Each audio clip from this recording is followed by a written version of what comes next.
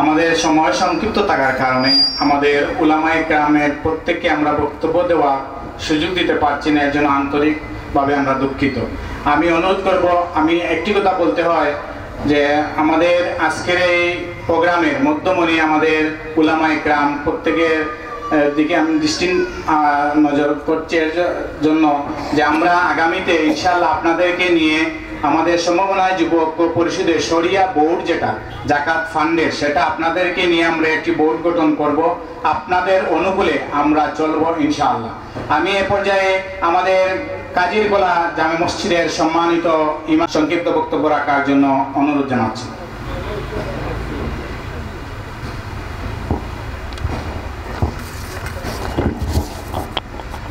السلام عليكم ورحمة الله وبركاته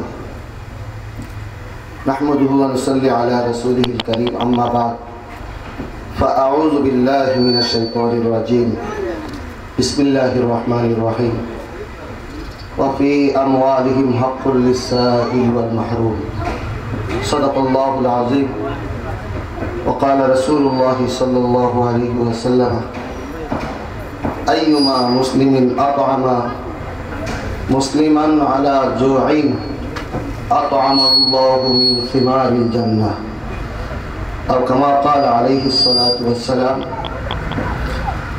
সম্ভাবনায় যুব ঐক্য পরিষদ ও সমবায় সমিতির পক্ষ থেকে 400 টাকা দরে গরুর গোশত বিতরণ অনুষ্ঠানের সম্মানিত অতিথিবৃন্দ, দর্শকবৃন্দ, আসসালামু আলাইকুম। আমরা অত্যন্ত খুশি একটি সংগঠনের মাধ্যমে আজকে যুগান্তকারী একটি পদক্ষেপ নেওয়ার জন্য। যারা এই অনুষ্ঠানের আয়োজন করেছেন আমাদের পক্ষ থেকে অশেষ মোবারকবাদ এবং ধন্যবাদ জানাচ্ছি। এটি একটি প্রশংসিত অনুষ্ঠান।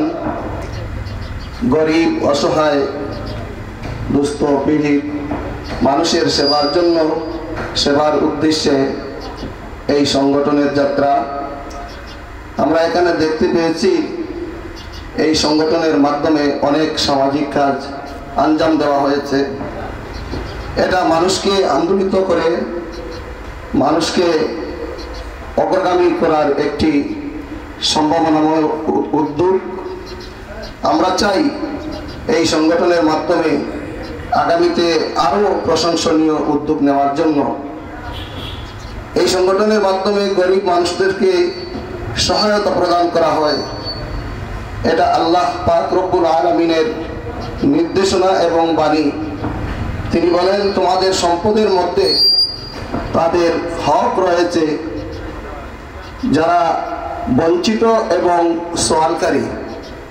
কিন্তু আজকে অনেক ধনী সমাজের মানুষ আছে যাদের লক্ষ কোটি সম্পদ থাকা সত্ত্বেও গরিব, অসহায় মানুষ তাদের সম্পদ থেকে বঞ্চিত। কিন্তু এই জাতীয় সংগঠনের মাধ্যমে শত শত গরিব মানুষদেরকে সহায়তা করা হয়, যেটা আল্লাহ পাক রব্বুল আলামিনের বাণীর একটি প্রতিফলন ঘটে।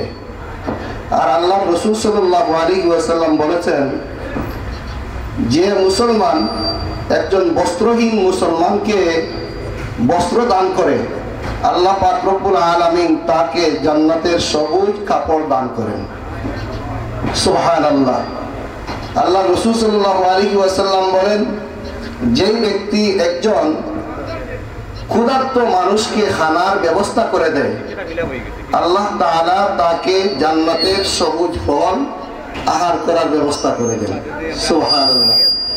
যে ব্যক্তি একজন পিপাসার্ত মানুষকে পানি পান করার ব্যবস্থা করে দেয়, আল্লাহ তাআলা তাকে কিয়ামতের ময়দানে রাহিকে মাখতুম নামক সুগন্ধময় পানি পান করার ব্যবস্থা করে দেন।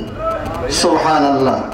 আলহামদুলিল্লাহ, আপনাদের এই সম্ভাবনায় যুব ঐক্য পরিষদের পক্ষ থেকে গরিব, অসহায় মানুষদেরকে একটু সাহায্য করার যে ব্যবস্থা গ্রহণ করা হয়েছে, এটা খুবই প্রশংসনীয় একটি উদ্যোগ।